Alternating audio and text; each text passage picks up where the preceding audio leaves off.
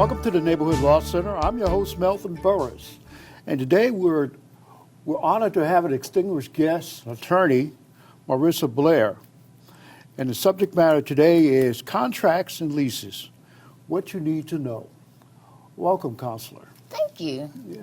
Well, since we're here today, you are the guru of contracts around the area. Can you give us a little background of yourself, or how do you get there to be an expert like yourself? Yeah, so I have wanted to be an attorney for as long as I can remember. So I've always been interested in the law and what people need to do and what their rights are. So I graduated my undergraduate degree from James Madison University, and I went to law school and currently practicing licensed attorney in Virginia.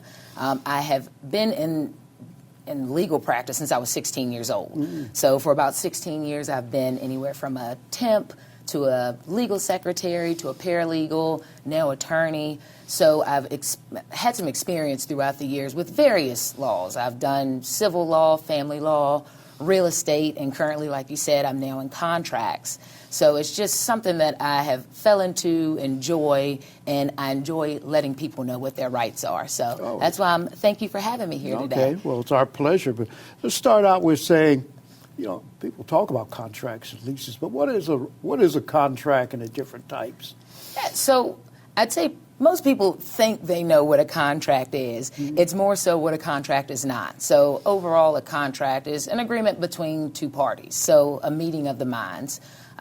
You need an offer, acceptance, consideration, and the capacity to make a contract. So with all that, someone has to offer you something. You have to accept it. Mm-hmm. You have to have some sort of bargain for exchange. So I'll sell you my car if you pay me $100. You know, you can't just say, I'll sell you my car for $100 and then sue someone when they didn't pay you your $100. They didn't accept it.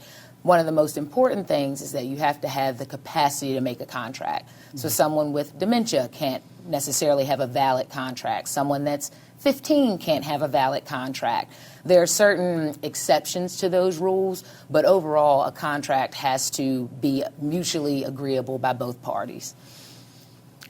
Well, does a contract have to be, as you're talking about, a contract in the four corners, does it have to be in writing to be valid? It does not, and that's what I find most people get hung up on. They think, oh, it wasn't a contract because I didn't write it down on a piece of paper, have signature blocks, someone sign it, date it. No, verbal contracts are just as enforceable as written contracts. Now, there are some contracts that they are required to be in writing. For instance, a will, the sale of land. There are any goods over the amount of $500. But if you guys have an agreement, or if two parties have an agreement that I'm going to do something, I'm going to give you something, I'm going to perform a service, as long as you both mutually agree to it, especially if someone starts performance, say, I'll give you $100 to wash my house. And you start to wash my house, and halfway through I say, you know what? I don't want you to wash my house anymore. I'm still obligated to give you that $100 because we entered into a contract. The three elements that you were speaking about. Offer, acceptance, and performance is a big thing. Mm-hmm. A lot of the times with verbal contracts, people don't know what the terms are, but the court will interpret them for you. The court will say, okay, well, this is how you acted, so this is what's going to happen. But yes, verbal contracts are just as enforceable as written contracts in most instances. Well, we talk about contracts and some of the pitfalls of contracts, mm-hmm. but what are the bigger pitfalls and mistakes people run into when signing and drafting, which is very important because the contract's only as good as the drafter itself. Right. And their individual capacity as individuals or yourself as a corporate attorney. Yeah, so the biggest pitfall is, of course, not reading the contract. Some people will sign anything, and I'll get into some of the nuances of that later on, but people don't read what they're signing, and they'll sign it, and then they'll say, oh, I didn't realize I was signing that too late, so you're stuck. So if you're signing a contract for anything, read it. Get someone else to read it, take it home. You don't have to sign it right away. When drafting contracts, now most of us don't draft contracts. Mm-hmm. Most of us go somewhere or have someone, give us a piece of paper that says we're going to do this, which brings into play why it's so important to also read contracts is because you're not drafting it. You don't know what they put in it. You want to make sure if you're saying, hey, this is going to be done within 3 months, that's in there. You sign it and it says 6 months, you're obligated to 6 months. So the biggest thing is, one, reading it, two, making sure that you are also represented in that contract. Granted, sometimes you might not be able to negotiate or tell people what you want in the contract, but most of the time you can read through it, talk through it, and a lot of people are willing to listen to say, we can accommodate that as long as you can abide by the rest of the terms. Well, one of the things is COVID comes to mind of something that was not thought about when people were drafting contracts. And now they're going back and saying, hey, how do I interpret this to get this coverage for COVID or unemployment or employment or something like that? How do you deal with that in your job? 'Cause I know you've seen that. Yes, so it is a lot about interpretation and two people coming to a mutual understanding or an agreement. So a big example is, like you said, we didn't expect COVID. A lot of contracts have been natural disasters, so an earthquake or a tornado or something happens unexpected that Mother Nature does. Yes, COVID is kind of a Mother Nature type of virus, but it's not anything that, hey, you can still build this house, but the government has these restrictions. So thankfully, the government has come through and put gave people a lot of leeway on what they can and can't do, especially for government. Now, what you're going to run into is private citizens saying, sorry, too bad, this is what the contract says. But a lot of contracts, if they get to a point where you have to take them to court, a judge will interpret them if the terms are not clear. So it goes into the clarity of a contract. So if the terms are unclear, a judge will say, okay, well, this is what's fair. No one expected this. I can't interpret this to be X when you meant Y. So it's all COVID. COVID was a big hiccup for a lot of big businesses, small businesses, like you said, unemployment even. A lot of hiccups and catching up had to take place. Well, one thing's interesting. You're saying the government is making some relief for some of this COVID litigation, but private enterprises, they're sticking to it because of the cost. Or is it the insurance companies that's covering this? It's more so, it's work. It's how much work an individual. So the government has a lot of say on, the governmental entities or the public companies. If you're dealing with a private individual, they can be really nice, or they can be mean, or they can be lazy, or say, hey, I want to help you. So it's kind of a toss in a bucket. I see. So how, we asked about COVID. What are the things I should look for and watch out for when signing we're going to residential leases now, because you got your business contracts, but individuals usually sign a contract, either a real estate contract or a leasing contract or a rental contract. What are some of the things they have to look for in those things? So real estate sale of land is a whole different monster.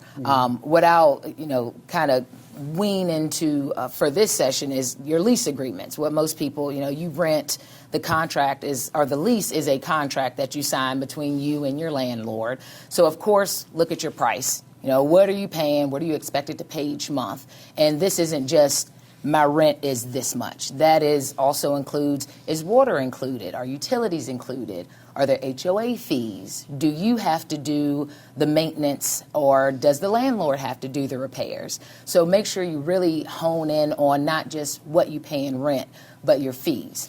Another thing to look for, what are you obligated to do? I kind of said, about the fees. Are you supposed to repair a leak? Does the landlord repair it? Are you going to be responsible for, say, the water heater messes up and it's something in your contract that says tenant is responsible for all repairs? So make sure you know what that is. And if the landlord is responsible for stuff, make sure you stay in contact with them. Make sure you know what the landlord is obligated to do and that they do it. Because the last thing that you really need to look at when signing a lease are, what are your remedies? And not only what are your remedies, what are the landlord's remedies? So if you miss a rent payment, what can they do? Can they terminate your lease immediately, give you notice and kick you out? Or do you get a late fee? Are they going to work with you? And this also goes differently if you're signing a lease agreement with a company like an apartment complex, or if I'm renting from you as an individual. So most of the leases for complexes, the bigger complexes, they're standard. You have so much time to pay rent. Here's where you pay it to.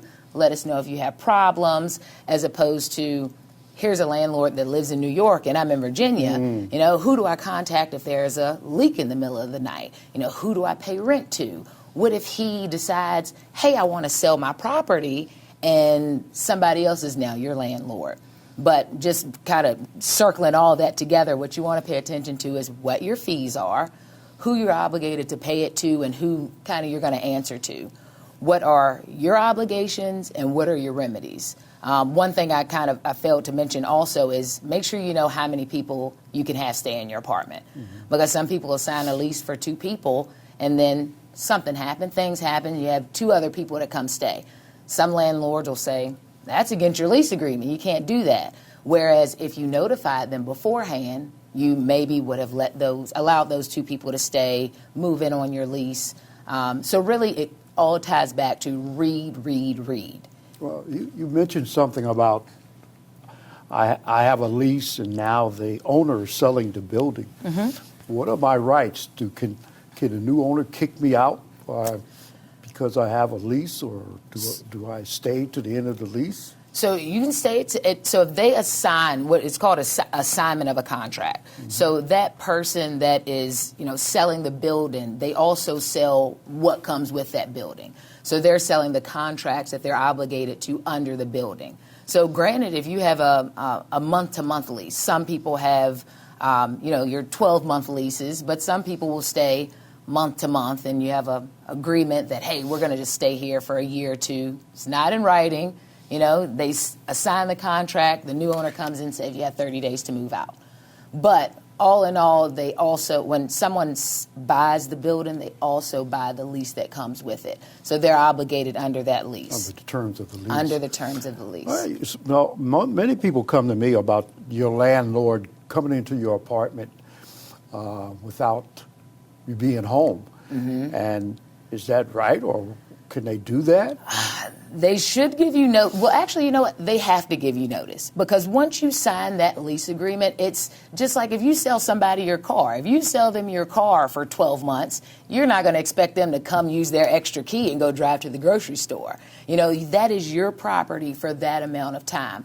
Granted, there are clauses within leases that say, I have the right to come inspect within 24-hour notice. If they send you a text message at 2 in the morning and say, hey, I'm coming, tomorrow, the day after tomorrow at noon, you can't say, no, you can't come in. They have the right to come in under their lease. They gave you notice, but they cannot just walk in while you're sitting on the couch watching TV. No, they can't do that. Another thing that I hope doesn't happen as often as it used to is that landlords can't lock you out. They can't say, you haven't paid rent in 6 months, and I'm changing the locks on the door because you are now a trespasser. You don't live here anymore. They can't do that. It is remedies against landlords, it's consequences for landlords doing that. It's remedies that landlords can take by going to court, getting default judgments, and getting eviction notices. It's a whole process. So never, if ever, a landlord changes the locks or locks you out or puts your stuff on the curb, you need to call the police immediately. Call the police, tell them you need to get in your building, and I promise you that the judge will be harder on that landlord for locking you out than you not paying the rent for 6 months. Well, what are the consequences? You mentioned there might be consequences. Yes. So the consequences wouldn't necessarily tie back to the tenant as much so as it would tie back to criminal penalties or not necessarily sanctions, or I guess, just penalties for the landlord. You would get access back to your house and be able to start the process of moving out. But it's not like they would say, hey, you have to pay the tenant $1,000 because you kicked him out or anything like that. It would just be more so, hey, you are in trouble with the county right now, Mr. Landlord. And some people get a kick out of that, right? Like, I'm glad that the landlord got to pay because they were treating me like crap. Okay. Let's take a break right now and let our audience know that it's welcome to the Neighborhood Law Center. I'm your host, Melvin Burruss, and our guest is distinguished attorney Marissa Blair. And the subject matter is contracts and leases, what you need to know. So let's go on with this now. We got some good information. We talked about a contract doesn't have to be in writing. Does a lease have to be in writing? No, not necessarily. No, a lease does not have to be in writing. There are contracts. Like I said, a contract can be verbal. It's called a tenancy at will. So you can have an agreement with someone that you will stay at a location for as long as you want. At any time, you can say, hey, I want to break this lease. I want to break this contract. I don't want to live here anymore. Or the landlord or the person that's renting you the property can say, hey, I want you out.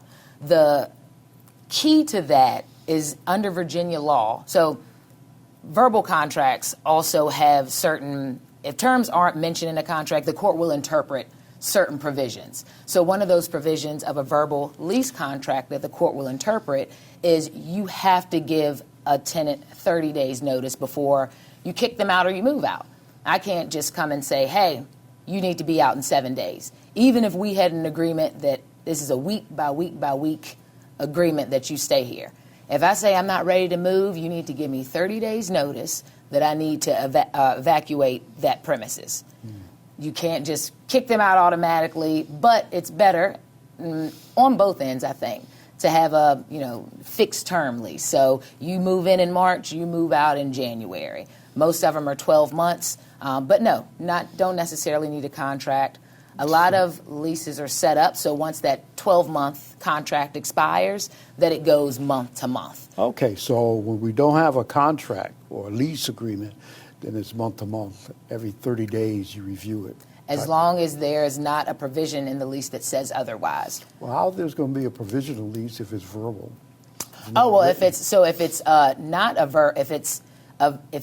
a verbal agreement, then of course yes, it wouldn't be in the contract. But yes, month to month if there is no verbal agreement otherwise, or no written agreement otherwise. Well, let's talk about, this place is Virginia now, some people are able to unionize, and people are doing it pretty readily, like the Albemarle County teachers. And as you know, Virginia is an at-will state. Yes. Tell us about what is an at-will state, and talk about employment contracts briefly under Virginia law. Oh, yeah. As you mentioned, Virginia is an at-will employment state, meaning if you walk in and your boss says, I don't like your tie, you're fired. You have no remedy against that. They can employ you and fire you at their will.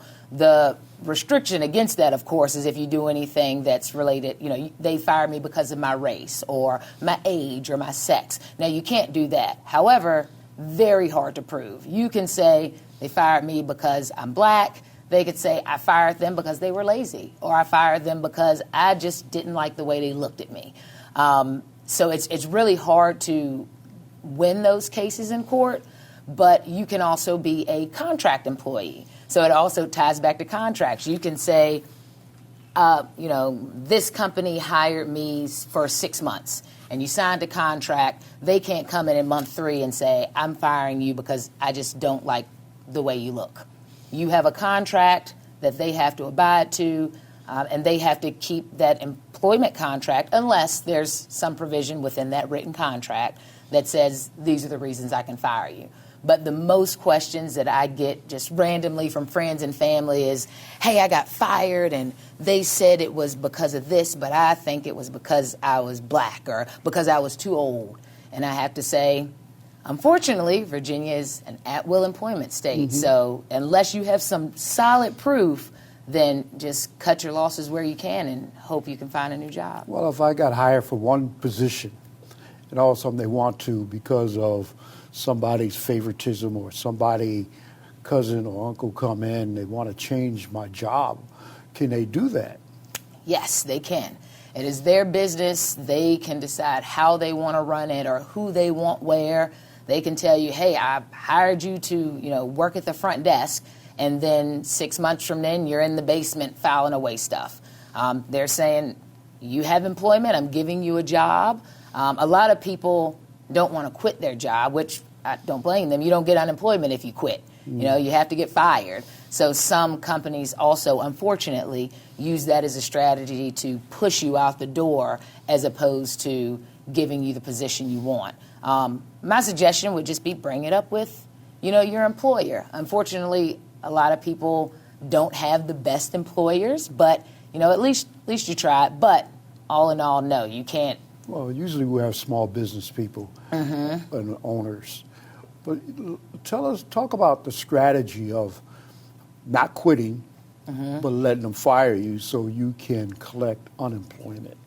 Yeah, so of course, unemployment allows you a certain amount of money for the amount of time that you are not employed until you find a new job. Especially COVID has, given people great leeway because there haven't been any jobs.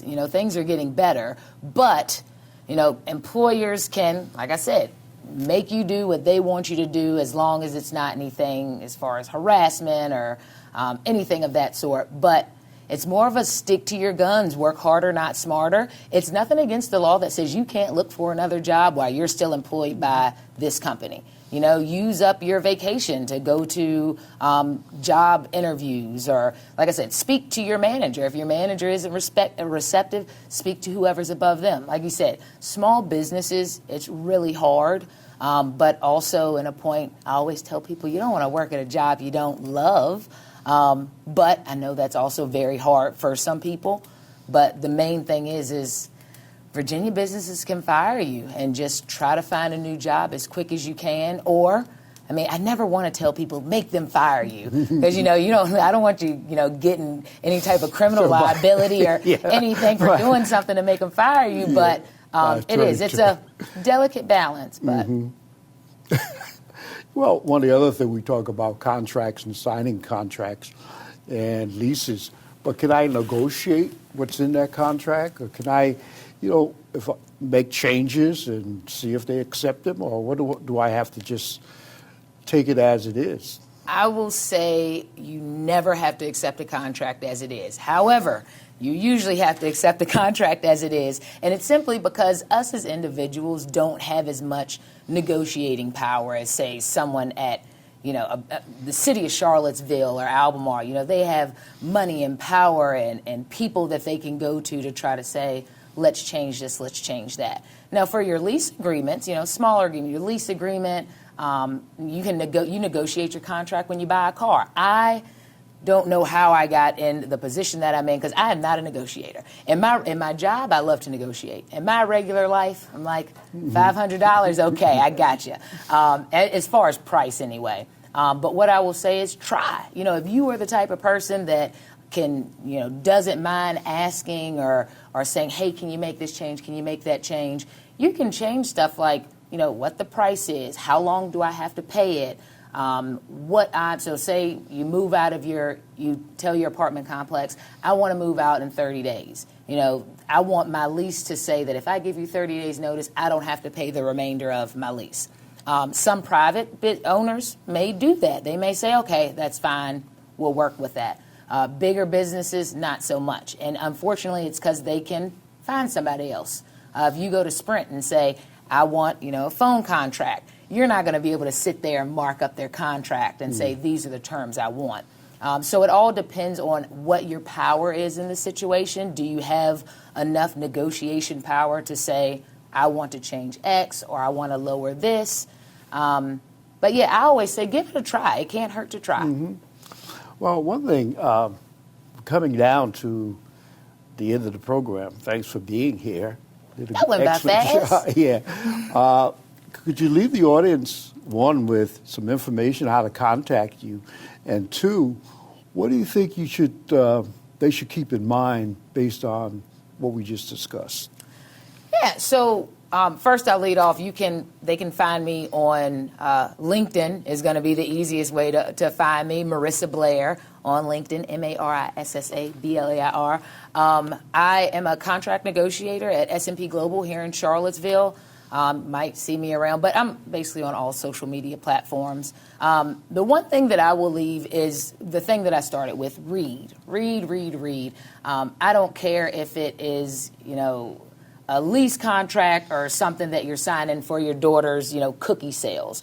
You should read it. Now, there are the terms and conditions, like if Instagram changes its privacy policy or something. I'm going to be honest, I don't even read those things. Not much you can do. You just check the box and keep on moving. But my biggest takeaway with contracts, period, is to read, because you are entering into a legally binding document where someone can actually take you to court to either enforce it, make you pay for you not performing it, just a whole lot of different remedies you don't want to get into. And also, if it's a verbal contract, be very careful what you sign up for and what you agree to.